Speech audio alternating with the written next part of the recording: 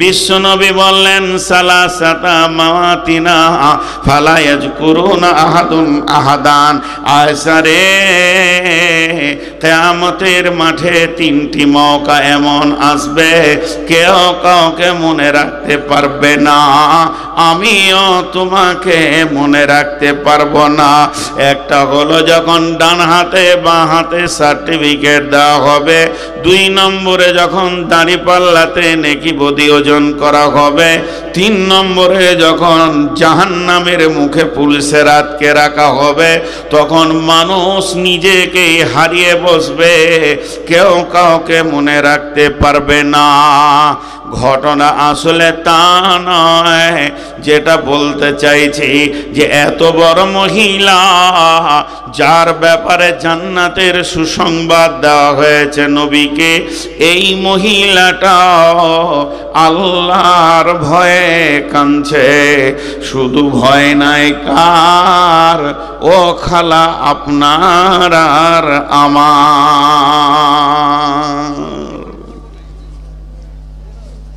কি হলো? ওই তোরা তো চলছিস কেন?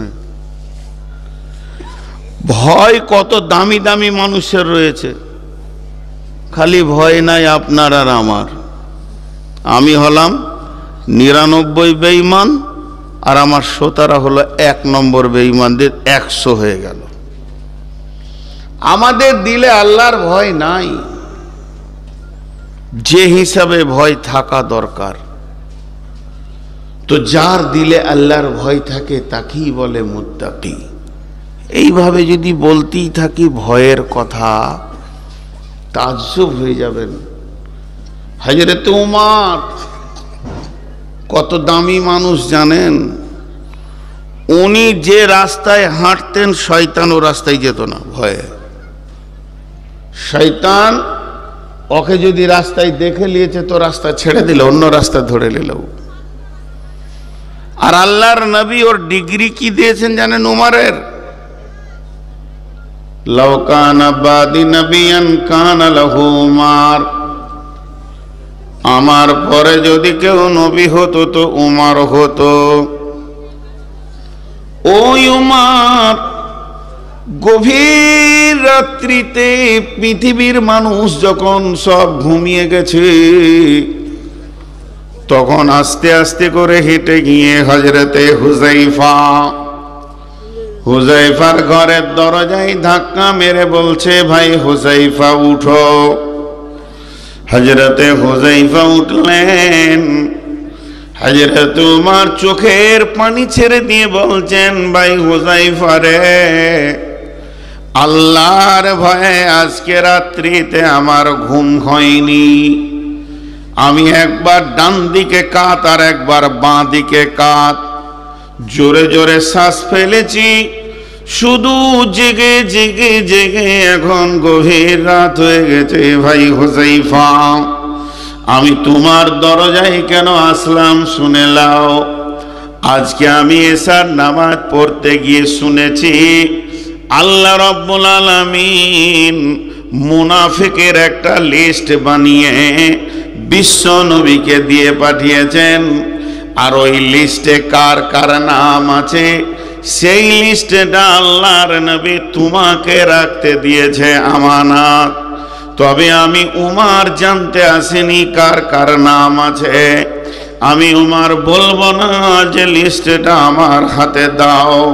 তবে আমি এতটুকু বলছি, ভাই হুযায়ফা রে, তুমি বাড়ির ভিতরে গিয়ে একবার প্রদীপটা জ্বালো, যে লিস্টে চোখ লাগিয়ে দেখো আমি উমরের নামটা ওই লিস্টে চলে এসেছে কিনা।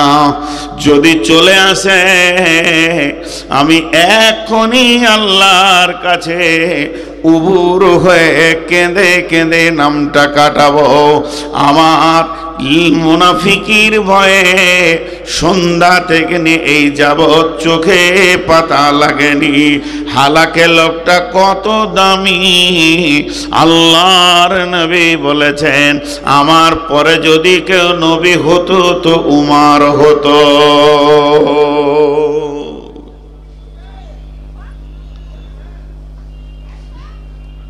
জি, খালি এইগুলো উপহার দিচ্ছি। একটু বাটখারাতে চাপিয়ে মহিলারা নিজেদেরকে ওজন করবে আয়েশার সঙ্গে, আমরা ওজন করব হযরতে উমরের সঙ্গে। ভয় নাই। ভয় থাকে না কজনার? তিনজনার। ভয় থাকে না কজনার? তিনজনার। যার হিতাহিত জ্ঞান নাই, বাচ্চা ছেলে, ওর হাতে বিস্কিট দেবেন তো মুখে লিবে, মার্বেল দিবেন তো মুখে নেবে, কেক দিবেন তো মুখে নেবে, যদি বিষের একটা কোটা দিয়ে দেন তাও মুখে নেবে, কারণ ওর এখন জ্ঞান হয়নি। আর ভয় নার কার? পাগলের। রাস্তার মাঝে দাঁড়িয়ে আছে, ডাম্পার আসছে তাও দাঁড়িয়ে আছে, কারণ ওর ব্রেন শেষ। আর ভয় নাই কার? যার মান সম্মানের জ্ঞান নাই। চায়ের দোকানে যারা বলে যে আমি কাউকে ভয় করি না, তো জানতে হবে হয় ওর মান সম্মান বলে জ্ঞান নাই, আর না হয় পাগল, আর না হয় এখনো বাচ্চা ছেলে আছে আর বুঝ জ্ঞান নাই। যারা শিক্ষিত পৃথিবীর বুকে, যারা বড় আলিম, যে যত বড় আলিম তার তত বড় বেশি ভয়।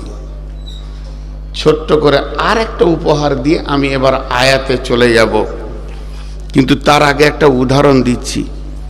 উদাহরণটা খুব ধ্যানের সঙ্গে শুনবেন, ধ্যানের সঙ্গে।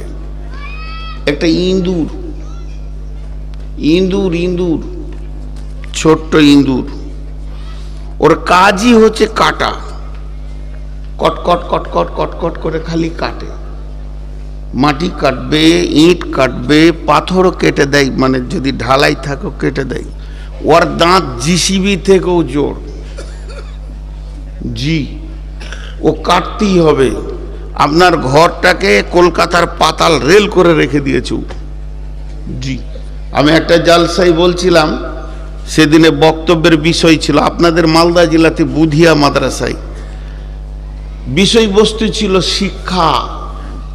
তা আমি বললাম যে এখানে সব থেকে বড় দামি কোনো ইঞ্জিনিয়ার যদি থাকেন তো আমার সঙ্গে দেখা করেন। আপনার থেকে বড় দামি ইঞ্জিনিয়ার হচ্ছে ইঁদুর। ইঁদুরের মতো বড় ইঞ্জিনিয়ার কেউ নেই। একটা ইঞ্জিনিয়ারকে যদি এত বড় মোটা 25 ইঞ্চি 30 ইঞ্চি দেয়ালে বলা হয় এই দিকে ফুটা করে ওই দিকে মুখে মুখে লাগাও, তো 40 বার খালি ফিতেতে মাপবে, তারপরও এরকম হয়ে যাবে। আর ইঁদুর খালি একবার দেখে নিবে, এটা রোম, মাঝে দুটা রোম, 3 নম্বর রোমে চাউলের বস্তা আছে, তো এইখানে ফুটা করবে তো ওখানে তুলবে, কোনো ফিতে নাই। এর থেকে বড় ইঞ্জিনিয়ার কে আছে? তোর কাজই হচ্ছে খালি কাটা। ভালো ভালো কাপড় জামা সব কেটে তছনছ করে দিয়েছে। তো স্বামী স্ত্রীতে বলছে, হ্যাঁ গো, ইঁদুরটাকে কি জব্দ করা যাবে না? বলে হ্যাঁ যাবে। বলে একটা খাঁচা নিয়ে এসো, খাঁচা। ফার্স্ট ক্লাস কালিয়া চক থেকে একটা খাঁচা আনা হলো। খাঁচার ভিতরে দিয়েছে কেক, মাংস, ভাজা মাংস, কেক, বিস্কিট, কলা, আপেল, আরো দিয়েছে বেশ সুন্দর রসগোল্লা, ভালো ভালো খাবার। আর রাত্রি 1:30টায় ঢুকে পড়েছে এমপি সাহেব। ঢুকে যে মাস্তানি করছে, ও খেতে দিবে না, মানে ও দিবে না, ওর বাপ দিবে। আমি কি কাউকে ভয় করি নাকি? ওর ঘরকে কেটেছি, ওর দেয়ালকে কেটেছি, ওর কাপড় কেটেছি, ওর বাক্স কেটেছি, ওর কাঠের বাক্সকে কেটেছি, ওর আলমারি কেটেছি। আমাকে দিবে না তো তোকে দিবে?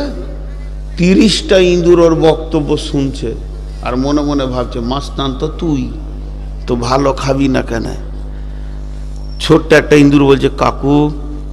বলে কি রে, একটু পাবো না? কেলা গলা আপেল একটু পাবো না? বলছে চলে আয়, তোর সাথে তো দুশ্মনী নাই, চলে আয়। হালকা করে বলছে, কাকু দরজা বন্ধ। দরজা, এটা শুনতে ভালো লাগবে ওকে। যখনই শুনেছে দরজা বন্ধ, তেমনি করে থেকে গেল স্টার্ট। কাকু কেলা খান, ভালো লাগে না? মিষ্টি, মাছ ভাজাটা। যখনই শুনেছে দরজা বন্ধ, তার দিলে ঢুকে গেছে ভয়। আর ভয় এমন একটা জিনিস, মানুষের ভিতরে যখন ওটা ঢুকে